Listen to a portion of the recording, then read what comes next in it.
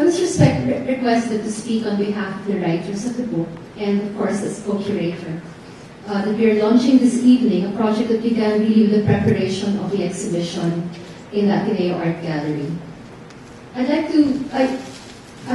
told a few people, small groups, about how this project all started, and I hope you would indulge me. The idea for this exhibit first began after Lee Aguinaldo's life captivated Lisa Chiquiampo, my co-curator and co-author, who was then a junior art management student in 2004.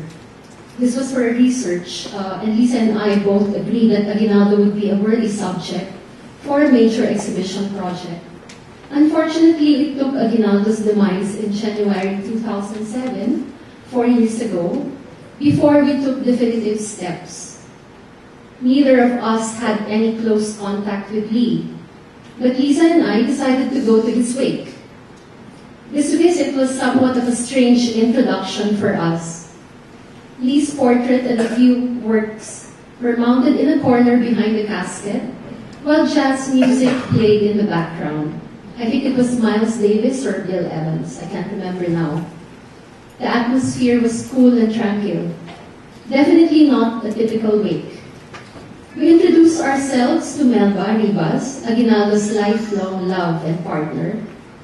She explained to us how he loved music, especially jazz.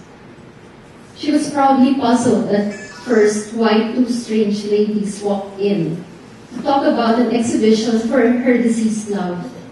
Not really the usual conversation in a wake, nor a typical introduction.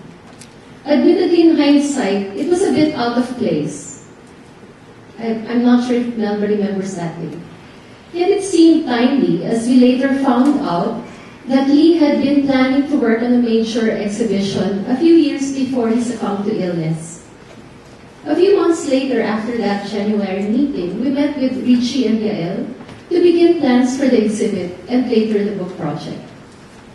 In the course of our research, Lisa and I got to know Lee as a person and as an artist, thanks to his family, particularly Melba, and Lee's two sons, Leo and Daniel, and his cousin also, Franny Jacinto. It was often said that if Lee Aguinaldo would still be with us, it would have been difficult to realize the exhibit and book project. But of course, his absence leaves a lot of unanswered questions. Thanks to the memorabilia and archives he left behind, in many ways Lee was with us, through the letters he kept, and which Melba has entrusted to us.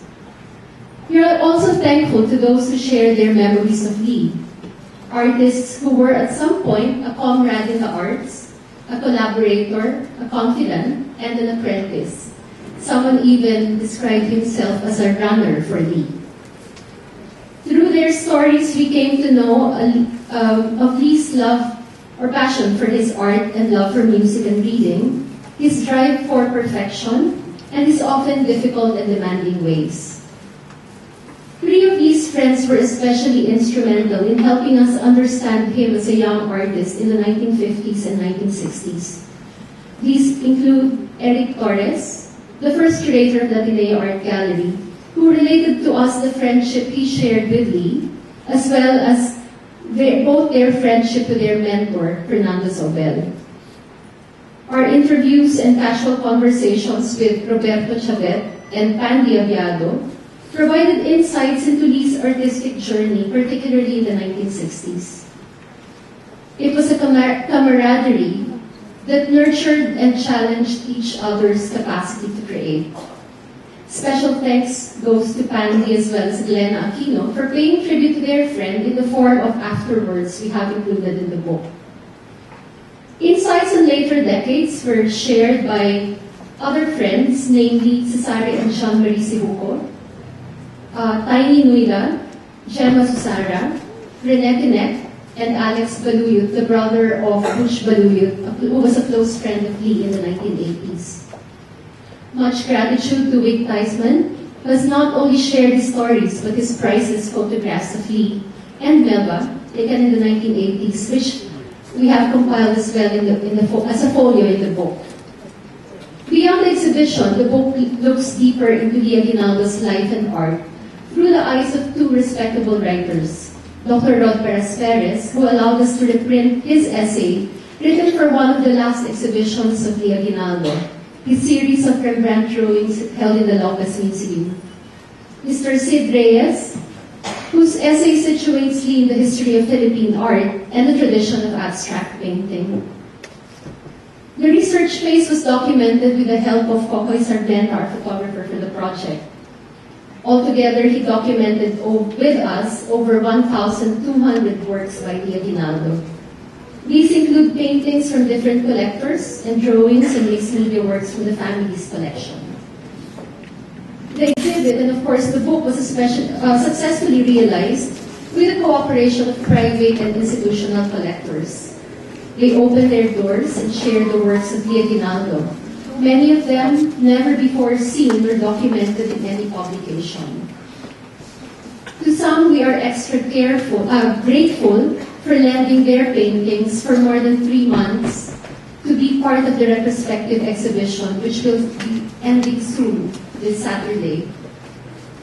As curators and co-authors, Lisa and I are especially grateful to the team of the Ateneo Art Gallery, headed by Richie Lerma, Director, and the Albaconina Managing Curator, together with Joel De Leon, IC Haushan, and Thea Darin. Working with them has been a collaboration among peers. To Mr. Gaspibal and his team, headed by Christine Nondigma, for their support to this project as co-publisher and for their continued vision to promote Philippine art. The labors we have gone through and its fruits have been met with much appreciation from Lee's family, friends, and our colleagues in the art community. The work we have done is nothing compared to the struggles and troubled life Lee led. As we wonder how we would have felt all these, we also realize that more can still be said and written about his art and about him, whether agreeable or critical. We hope the exhibit and this book generate more interest on Lee Aguinaldo and inspire artists to take on the same honesty and conviction as he had in his own life and art. Thank you.